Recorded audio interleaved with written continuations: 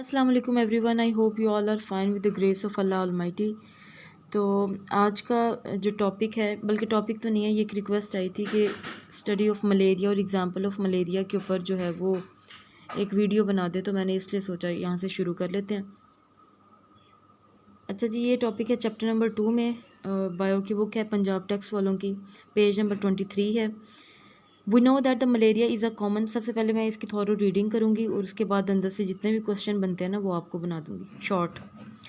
We know that malaria is a common disease in many countries including Pakistan. हम जानते हैं कि जो मलेरिया है वो एक आम सी बीमारी है बहुत सी कंट्रीज़ में, क्योंकि ये आम सा बुखार है एक। We will go through the history of this disease to know how the biology solve the biological problem concerning the cause and treatment of malaria. अब अगर आपने पीछे से स्टडी किया है इसको, तो हम कहते हैं कि बायोलॉजिकल प्रॉब्लम क्या होती है, ठीक है। और बायोलॉजिकल प्रॉब्लम को सॉल्व किया किस तरह जाता है, किस मेथड से किया जाता है, वो हम लोगों ने इस चैप्टर में स्टडी करना होता है। जिस मेथड से बायोलॉजिकल प्रॉब्लम को सॉल्व किया जाता है उसको बायोलॉजिकल मेथड कहते हैं। और वो प्रॉब्लम जो था, वो जो एग्जांपल के तौर पे हमें यहाँ स्टडी करने के लिए दिया गया, वो मलेरिया। इन एशियन टाइम्स, पुराने वक्तों में, एशियंट कहते हैं पुराने वक्तों में, more than 2000 years ago physicians were familiar with malaria. Physicians कहते हैं डॉक्टर्स को, डॉक्टर मलेरिया के बारे में थोड़ी बहुत नो हाउ थी उनको। They described it as a disease of chills and fever. अच्छा, पहले जो फिजिशियन थे वो इसको डिस्क्राइब करते थे कि ये वो बीमारी है जिसके अंदर ठंड बहुत ज़्यादा लग जाती है, चिल्स कहते हैं ठंड बहुत ज़्यादा लग जाती है, और उसकी वजह से बुखार हो जाता है विद रिकरिंग अटैक्स, और इन्हीं दो चीज़ों के अटैक बार बार होते हैं। They also observe that the disease was more common among the people living in the low marshy areas. उनका ये कहना था कि ये बीमारी ज़्यादा उन लोगों में होती है जो कि निचले और दलदली इलाकों में रहते हैं। It was thought that the stagnant water of the marshes poisoned the air, and as a result of breathing in this bad air people got malaria.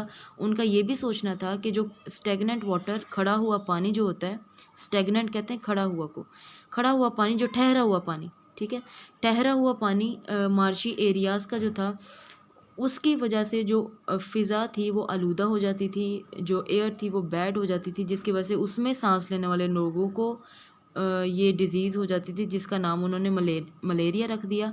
और मलेरिया भी इसी नाम पे रखा, बैड एयर के नाम पे। This believe led to the name of the disease. The Italian word mala mean bad and aria mean air.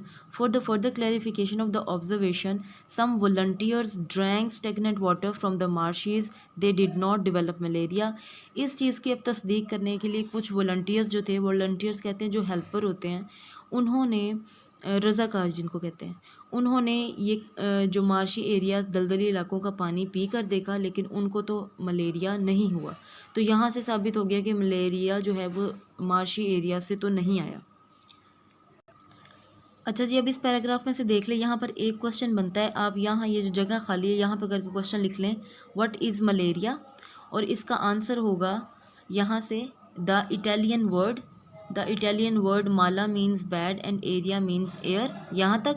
उसके बाद आप यहाँ से करेंगे, malaria has killed more than any other disease, malaria has killed more people than any other disease, the account of malaria is an example of biological problem, यहाँ तक, ठीक है जी।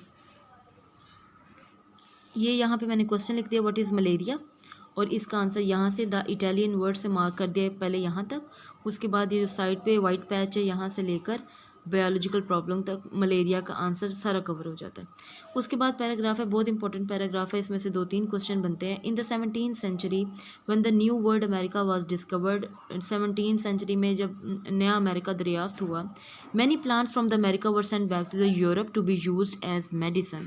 बहुत से प्लांट्स यूरोप में भेजे गए जो कि अद्वियात के तौर पर इस्तेमाल किए जाते थे। हमारी आधी से ज़्यादा अद्वियात जो है ना वो जड़ी बूटियों से मिलके बनी होती हैं। The bark of the tree, bark कहते हैं छिलके को, जो छाल होती है दरख्त की, जो छाल होती है ना बाहर वाली, उसको।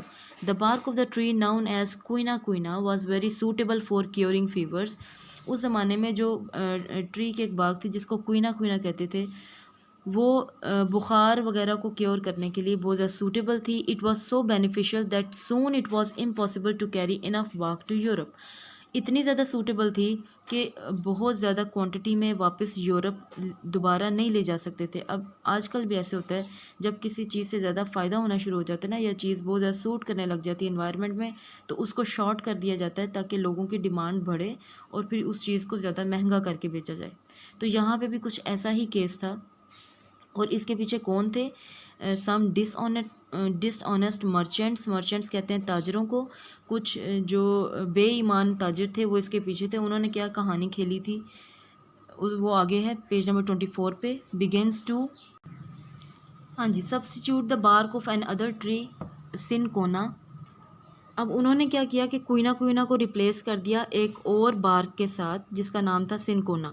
उनके जहन में था कि हम एक और बार्क भेजेंगे और लोगों की डिमांड बढ़ेगी, उनको फ़ायदा नहीं होगा, तो हम लोग फिर जो क्वीना ना वो ज़रा महंगी करके देंगे। लेकिन कुदरत को क्या मंजूर था? विच क्लोजली रिजेंबल टू क्वीना, जो कि क्वीना ही जैसी थी cinchona. This dishonesty proved much valuable for Mankind. लेकिन ये बेईमानी उनकी इंसानियत के लिए बहुत ज़्यादा काम कर गई कि क्वीना से भी ज़्यादा अच्छा फ़र्क पड़ने लग गया लोगों को जिनको बुखार होता था। Cinchona bark was found to be excellent for treating malaria. Cinchona bark बहुत ज़्यादा मुस्बत साबित हुई मलेरियल पेशेंट्स के लिए। We now know the reason cinchona bark contain quinine that is effective in treating the disease. अब जाके पता चला कि सिनकोना बार्क के अंदर क्विनीन बहुत ज़्यादा मौजूद है, जिसकी वजह से ये जो मलेरिया जैसी बीमारी है इसका आराम मिल रहा है। लेकिन अभी तक इनको ये नहीं पता था कि मलेरिया किस वजह से हो रही है। ठीक है, वो बस बहुत ज़्यादा ठंड लग जाना और बुखार हो जाना, वो इसको मलेरिया कह रहे थे, और उनका ख्याल अभी तक ये था कि ये बैड एयर की ही वजह से होता है। तो इसका जो प्रॉपर कॉज था वो अभी तक डिस्कवर नहीं हो सका था। अब यहाँ से 2 शॉर्ट क्वेश्चन बनते हैं, वो देख लेते हैं पहले। अच्छा जी, पहला क्वेश्चन बनता है पेज नंबर 23 पे। What is quina? ये मैंने इस जगह पे लिख दिया, इसका आंसर है सेकंड लाइन से स्टार्ट हो रहा है। The bark of the tree known as quina was very suitable for curing fever. ठीक है, ये एक बार्क था ट्री का जो कि फीवर्स को क्योर करने के लिए बहुत ज़्यादा सूटेबल था। उसके बाद नेक्स्ट क्वेश्चन है पेज नंबर 24 पे। हाँ जी, यहाँ पे जो क्वेश्चन है that is what is cinchona. यहाँ पर करके क्वेश्चन लिख लें, इसका आंसर यहाँ से मार्क करें सिनकोना।